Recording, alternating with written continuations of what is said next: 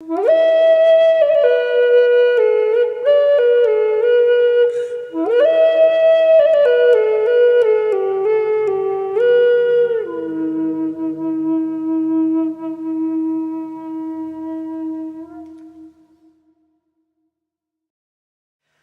to Inspirational Transformational TV show. Amy Whitney here today with my very special guest, Brian Jean-Louis. Brian is an angel in every sense of the word. Now when I use the word angel, I mean messenger, and Brian is a messenger from God. I know this for certain, I know this for a fact because of something Brian gave me. He said, God whispered in my ear, I should give you this, and I burst into tears because I knew at that point he was the real deal. He was working for God, and I was so moved. I cried for about half an hour after he gave me this gift, and I could burst into tears right now because it was such a significant point in my life. So there is a man here with a message, and it is a message of wisdom.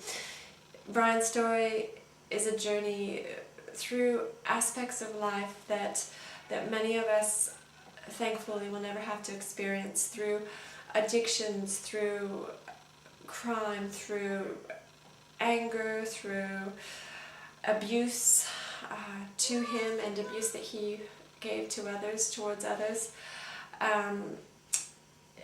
True struggle, frustration, and from this point, after hitting rock bottom, Brian found God. He's now a pastor. He's now doing amazing work with his people's ministry along with his beautiful wife Adele, and he's on the street. He's not preaching down at people. He is spreading the word of God and doing God's work every single day. Brian's story is one of true inspiration. He is, like I said, an absolute angel. Welcome to Inspirational Transformational TV show. I have a very special guest today, Brian Jean-Louis. Now, Brian is a true example of an inspirational story through transformation. I basically want to hand it over to you, Brian, and if you can start at your childhood and just give us a bit of background information, and then we'll move through the years. Okay, very well. Thank you. Well, I have one brother older and one sister older, and 3 sisters younger. So I'm somewhere in the middle of that. There's 6 of us all together. And raised in a family where my dad was a salesman on the road all the time and gone quite a bit.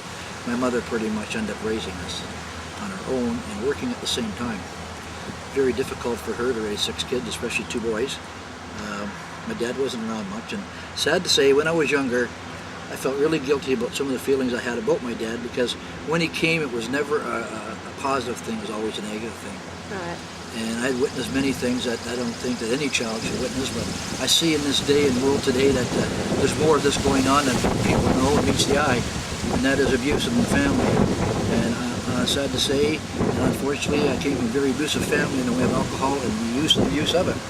And however, through that, I said I would never drink as a child, and it would never hurt my wife if I were to ever marry. Well, as time went on, I did the opposite. I ended up drinking a lot, and had my first drink at the age of 12. Even as a child, I didn't feel like I fit into life. I didn't know where I fit. I knew some of my talents, but I was very young and didn't know how to go about initiate them and doing something with them to make something out of my life.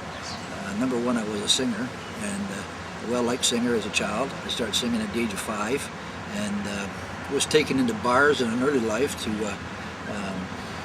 entertain and seeing the atmosphere, and people seemed to like it.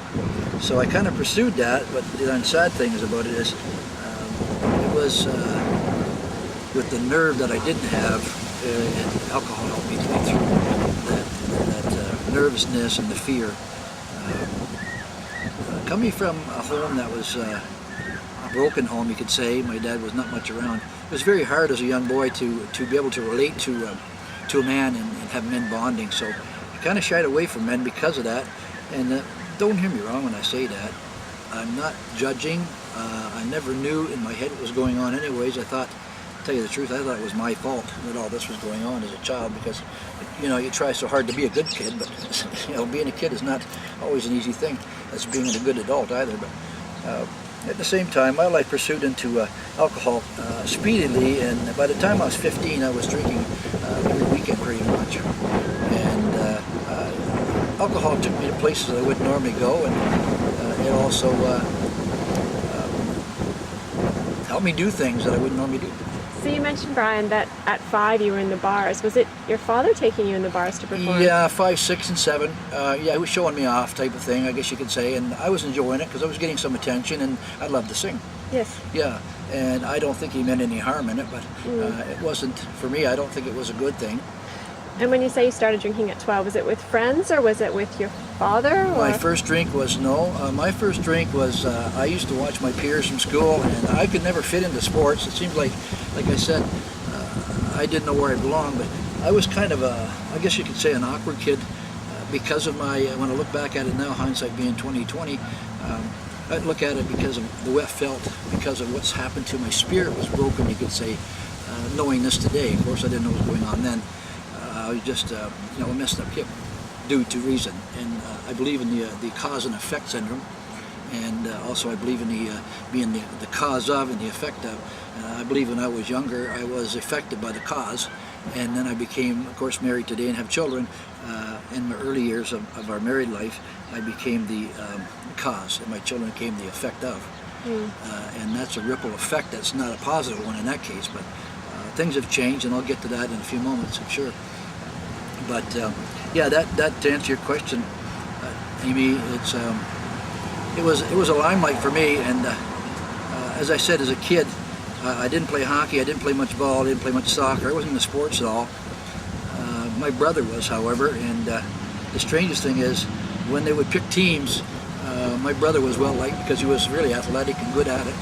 And they wouldn't fight over who wanted me. They would do that with my brother, but they'd fight over who didn't want me. Yeah.